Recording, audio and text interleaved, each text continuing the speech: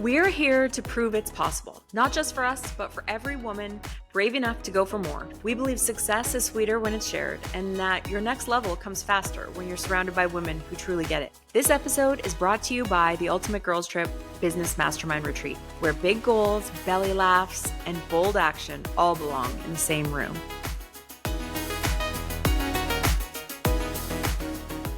Welcome back. We're so glad that you guys are here. Today we are tackling an unpopular opinion, and I think the unpopular opinion is actually ours. Basically, we are going to talk about why we think that the saying, do what you love and you'll never work a day in your life, is actually terrible business advice. And here is why. The minute, in my opinion, that you make something your job, it has moments of being unfun. It is not your hobby anymore. It is not your passion project anymore. It now requires work. It now requires you to show up when you don't feel like it. Mm-hmm. Do you agree with that? Oh, 1,000%. And I sometimes think that let the fun thing be fun. Yes. For instance, after this recording, I'm going pickleballing. And I think that's fun.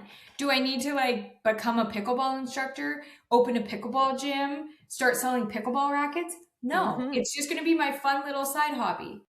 Right. Because Exactly. the second I go to pickleball and I'm like, I need to sell 10 rackets today, I'm no longer having fun. I'm Exactly. It comes now with working. responsibility. Yeah, Yeah, I'm now you're working. working. And there is always responsibility and tasks. And like any other job, it has unfun parts. There's Oh advertising, my there's God. social media posting, there's all the things that you don't put up potentially like about the business that you're already in or the job that you already have. So know that whatever it is, and I did this. I get the luxury, the life of doing things that I love as my job. And I'm not saying that I don't love them. I'm not being ungrateful. But what I am saying is I loved interior design so much that I thought I'll always be interested in the latest paint trends and the latest furniture. And all I want to do is go to furniture stores and, pick out Mm-hmm. beautiful things. Still true. Still true. Mm-hmm. Except now I might go to the same furniture store 7 times in 1 week because we are literally trying to fine tune the fabric or the arm style or the order is not working and they need me to keep coming back and keep coming back because our computer system didn't work. And by the 7th visit, it's not that fun to look at that couch anymore. I'm done with the couch. I wanted the couch to be done on visit 1 and it's not done on visit 1 because it has a responsibility for me. I don't just get to go in and point at a couch and say, there it is, bring it in and I'll be gone. The way that browsing the furniture store when I envisioned myself as an interior designer, what I thought it would look like, it's not what Mm-hmm. it looks like.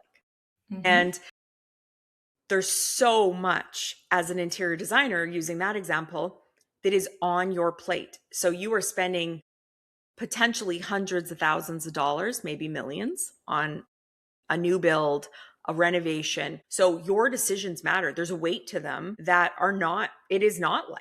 It is not fluffy and fun. It is not curtains and velvets and linens. It is this the right paint color? Because the paint cost is $225,000.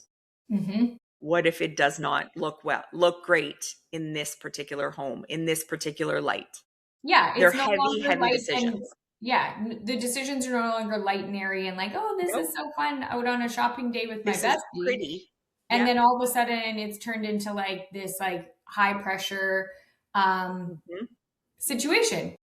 I Exactly. mean, like anything, there's big emotions that come with people spending money. So your clients, if they're spending money, they are going to be highly emotional about it. The more money they Yes. spend, the more emotion they're going to have. But I do think that this idea that do what you love is somewhat new in the last I don't know, 20ish years, maybe even 10 years.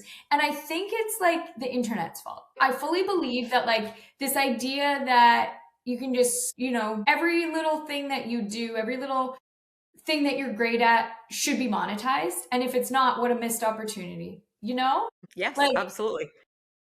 And it starts with kids. Like kids are told, there's a kid that makes $20 million a year by playing his video games. mhm, And you're like, well, what's the thing I could do on YouTube that I can make 20 million a year? And like it works for some and doesn't work for most. But it's proof that it's possible for somebody to do it. So although that's like we believe in that so much, and like I'm running the business of the thing that I love and do the thing that you love. I just always say to people when they're like, oh, I like your example of pickleball. You want to start a pickleball line of clothing, or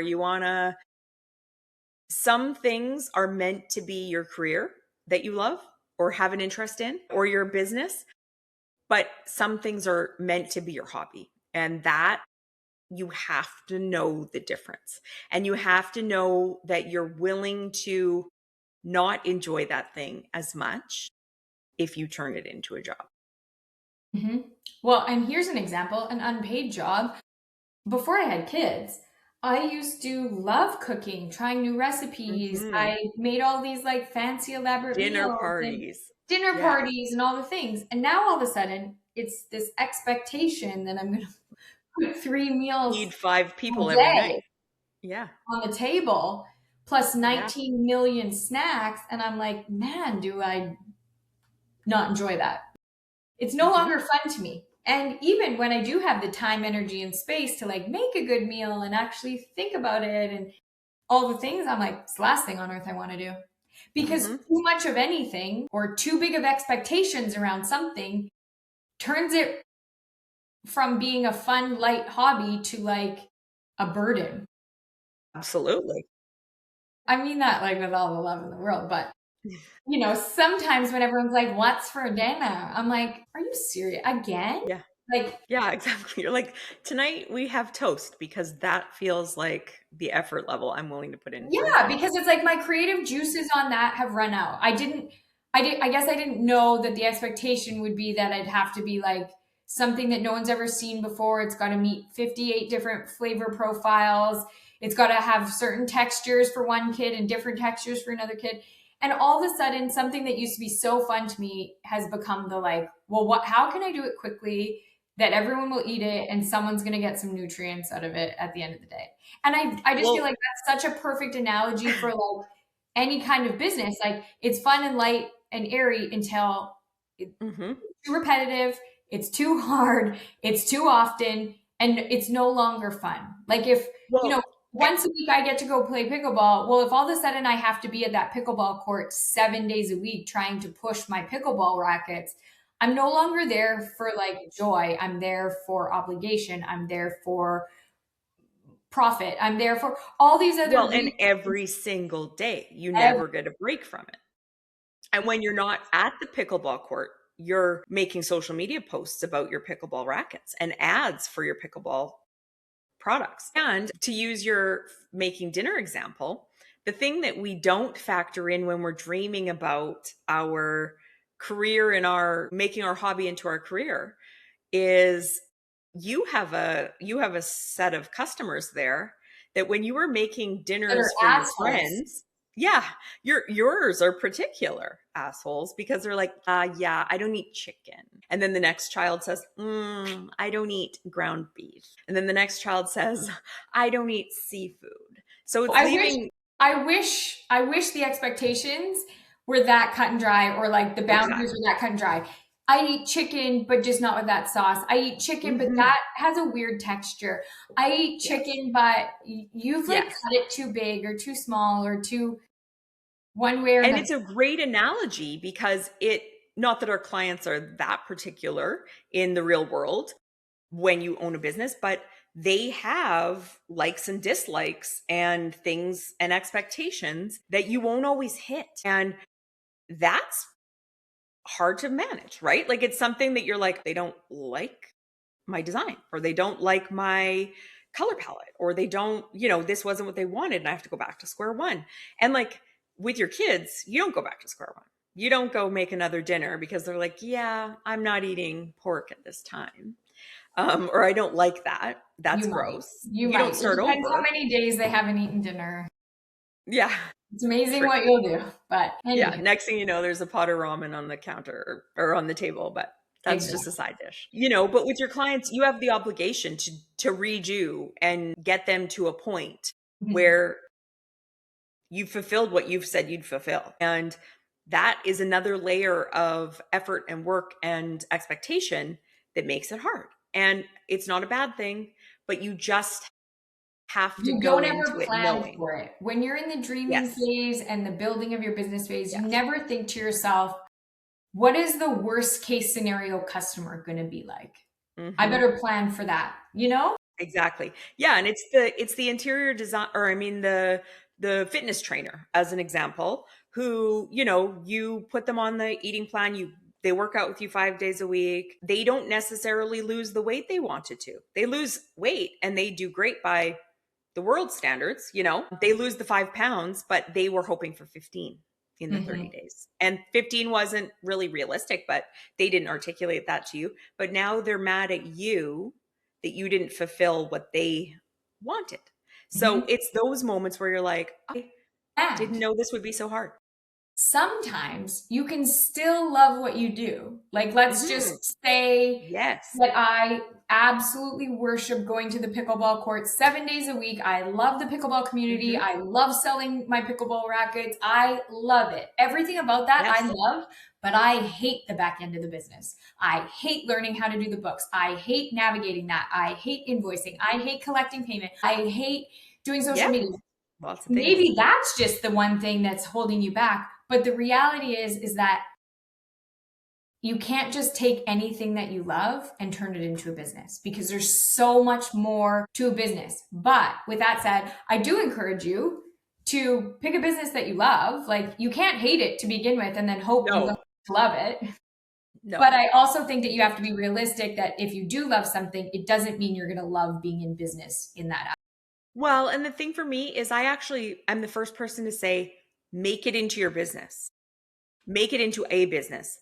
But look at the whole picture and what it's going to take before you do it so that you don't set yourself up to not only lose your hobby, but also be in a business that you don't enjoy on top of it. And as somebody that runs a business that was my hobby and turned it into the business 20 years plus in, I do love my job. I do love my business, but I can't tell the lie that it is just easy and fluffy and fairy tales at furniture shops with a fancy coffee, because there's lots of days behind a computer doing paperwork and Mm-hmm. not that glamorous side to it. And I speak at some colleges and things, when I tell interior design students, like, there's a lot behind the scenes that isn't as fun as what you're learning in school, they're kind of look at me like, I don't believe that. And I'm like, okay, see you in 10 years, you Yeah. know? Yeah. And it's the reason that some designers get out of school and go work for somebody else, because they don't want Totally. paperwork, they don't want accounting, they don't want billing, they don't want any of that stuff. They want to do design, show up to their desk, work with their clients, and go home.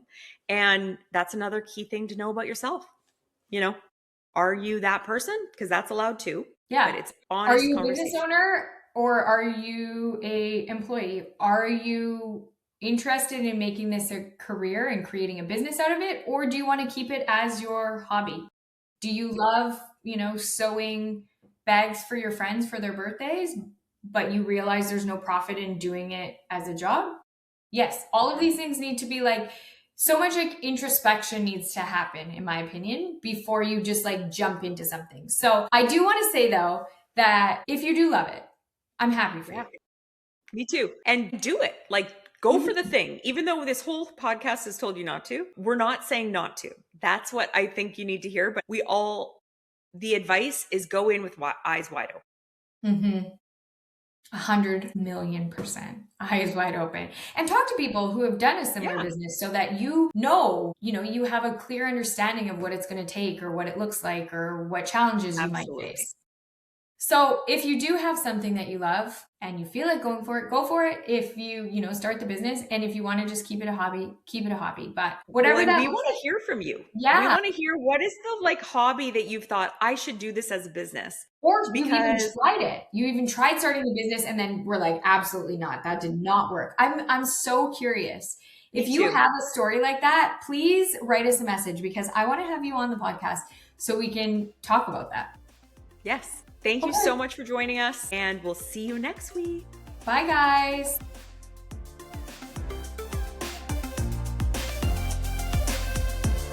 We are so grateful you're here. It would mean the world to us if you'll subscribe to our podcast and YouTube channel and leave us a review. If you want to hear more from us, go to proofitspossible.com to join our mailing list and find our social links so you don't miss a thing. Thanks, and chat next time.